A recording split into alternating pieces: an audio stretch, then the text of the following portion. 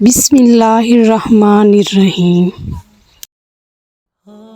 سیدہ زینب رضی اللہ عنہا جب پیدا ہوئیں تو اس وقت نبی صلی اللہ علیہ وآلہ وسلم کی عمر مبارک 30 سال تھی۔ ان کا نکاح مکہ ہی میں ابو العاص رضی اللہ بن ربی سے ہوا تھا۔ ابو العاص رضی اللہ کی والدہ حالہ حضرت ختیجہ الکبریٰ رضی اللہ عنہا کی سگی بہن ہیں۔ یہ نکاح حضرت ختیجہ الکبریٰ رضی اللہ عنہا کے سامنے ہوا تھا۔ سیدہ زینب رضی اللہ عنہا اپنی والدہ کے ساتھ ہی داخل اسلام ہو گئی تھی، مگر ابو العاص رضی اللہ کا اسلام تاخیر میں رہا۔ جنگ بدر میں ابو العاص قریش کی جانب تھے۔ ان کو عبداللہ بن جبیر بن نعمان انصاری نے اسیر کیا تھا۔ سیدہ زینب رضی اللہ عنہا نے ان کے فدیے میں اپنا وہ ہار بیچا تھا جو ختیجہ الکبریٰ رضی اللہ عنہا نے بیٹی کو جہیز میں دیا تھا۔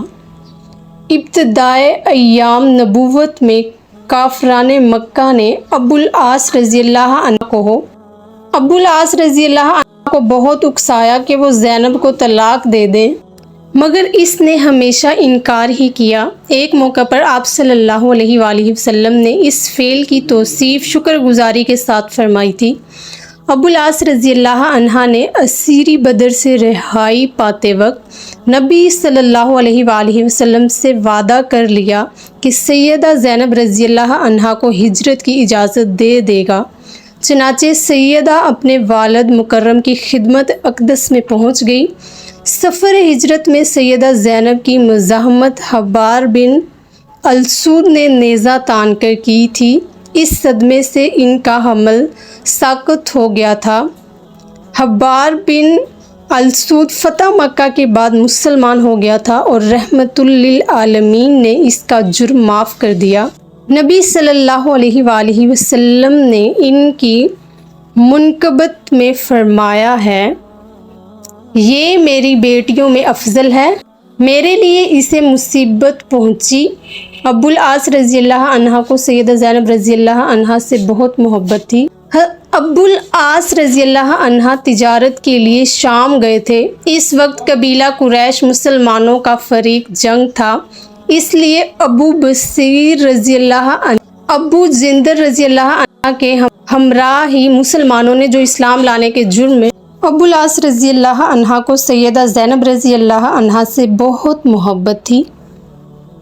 ابو العاص رضی اللہ عنہ تجارت کے لیے شام گئے تھے۔ اس وقت قبیلہ قریش مسلمانوں کا فریق جنگ تھا، اس لیے ابو بصیر رضی اللہ اور ابو جندل رضی اللہ عنہ کے ہمراہ ہی مسلمانوں نے جو اسلام لانے کے جرم میں قریش کی قید میں رہ چکے تھے اور اب سرحد شام پر ایک پہاڑ پر جا گریز تھے، اس قافلے کا تمام سامان ضبط کر لیا، مگر ابو العاص رضی اللہ عنہ کو گرفتار نہ کیا۔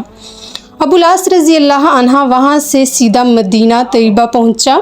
نماز صبح کے وقت مسجد میں سیدہ زینب رضی اللہ عنہا کی یہ آواز مسلمانوں کے کان میں پڑی، میں ابو العاص بن ربی کو پناہ دیتی ہوں۔ یہ آواز اس وقت سنی گئی جب مسلمان نماز میں داخل ہو چکے تھے۔ نماز سے فارغ ہوئے تو نبی صلی اللہ علیہ وآلہ وسلم نے فرمایا، لوگو تم نے بھی کچھ سنا جو میں نے سنا ہے؟ سب نے عرض کی، یا رسول اللہ صلی اللہ علیہ وآلہ وسلم، سنا۔ باخدا مجھے اس سے پہلے کچھ علم نہ تھا، میں نے یہ آواز تمہارے ساتھ ہی سنی ہے، اور پناہ دینے کا حق تو ہر ادنا مسلمان کو بھی حاصل ہے۔ پھر نبی علیہ الصلاۃ والسلام گھر میں بیٹی کے پاس گئے اور اسے فرمایا، بیٹی ابو العاص رضی اللہ عنہ کو عزت سے ٹھہراؤ، خود اس سے الگ رہو تو اسے حلال نہیں۔ سیدہ زینب رضی اللہ عنہا نے عرض کیا کہ وہ تو مال قافلہ واپس لینے کو آئے ہیں۔ تب نبی صلی اللہ علیہ وآلہ وسلم نے لوگوں میں یہ تقریر فرمائی، اس شخص کا جو تعلق ہم سے ہے وہ تم جانتے ہی ہو، تم کو اس کا جو مال ہاتھ لگ گیا ہو تو یہ داد الہی ہے، مگر میں پسند کرتا ہوں کہ تم اس پر احسان کرو اور مال واپس کرو، لیکن اگر تم اس سے انکار کرو گے تو میں سمجھتا ہوں کہ تم زیادہ حقدار ہو۔ لوگوں نے سارا مال حتیٰ کہ اونٹ کی نکیل کی رسی بھی واپس کر دی۔ ابو العاص رضی اللہ عنہ سارا مال لے کر مکہ پہنچا اور ہر ایک شخص کی ذرا ذرا چیز ادا کر دی۔ پھر دریافت کیا کہ کسی شخص کا کچھ رہ گیا ہو تو بتا دے۔ سب نے کہا خدا تجھے جزائے خیر دے، تم تو وفی و کریم نکلے۔ تب ابو العاص رضی اللہ عنہ نے کلمہ شہادت پڑھا اور فرمایا کہ اب تک مجھے یہی حال اسلام سے روکتا رہا کہ کوئی شخص مجھے مار لینے کا الزام نہ دے دے۔